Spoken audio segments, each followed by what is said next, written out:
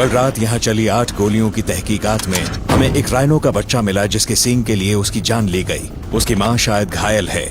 माँ के पैरों के निशानों का पीछा करते करते हमें पोचर्स दिखाई दिए। अब हम उनका पीछा कर रहे हैं, यानी शिकारियों का शिकार।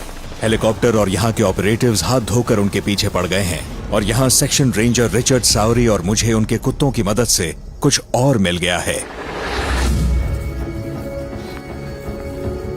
यहाँ पर एक राइनो की लाश पड़ी है जिसके बारे में किसी को नहीं पता था।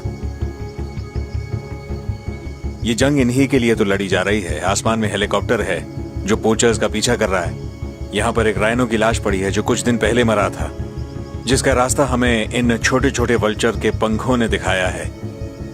मुझे तो यकीन नहीं हो रहा। बदबू बहुत तेज है। राइनो की सिर्फ त्वचा बची है। जान जाते ही इसका पूरा शरीर भी खाली कर दिया गया है, जो कुछ दिन पहले एक जिंदा राइनो था। यकीन नहीं होता, दिल टूट जाता है मेरा जब ऐसा कुछ देखता हूं।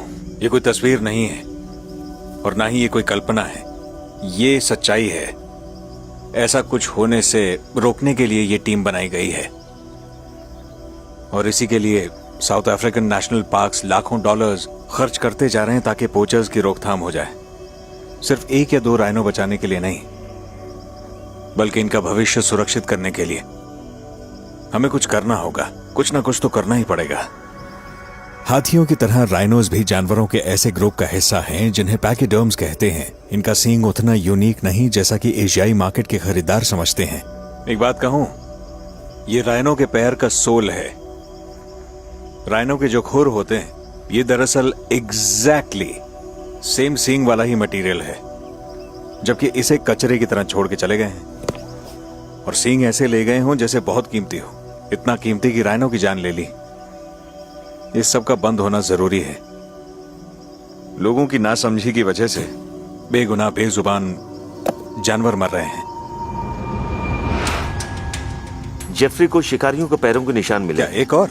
नहीं, ये इन शिकारियों के पैरों के निशान है। वो शायद यहाँ भी आए थे और यहीं से ऑपरेट करते होंगे। हमें लाश के पास ताजे पैरों के निशान मिले हैं। ये शिकारी शायद यहाँ अक्सर आते हैं। आपने हमें जो कोऑर्डिनेट्स दिए थे, कुछ 6 लोग शायद उसी तरफ जा रहे हैं। Okay, copied.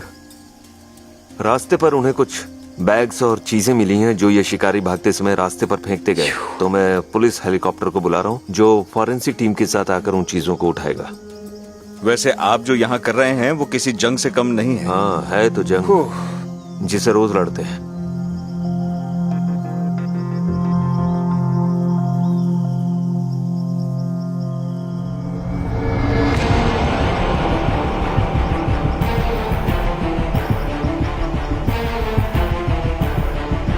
ये तीसरा हेलीकॉप्टर बुलवाया गया है। वो लोग भाग चुके हैं। वो लोग अपने बैग फेंक के चले गए। उस हेलीकॉप्टर में फोरेंसिक डिपार्टमेंट के लोग हैं जो इन बैग्स के अंदर की चीजों की जांच करेंगे और पता लगाएंगे कि क्या है।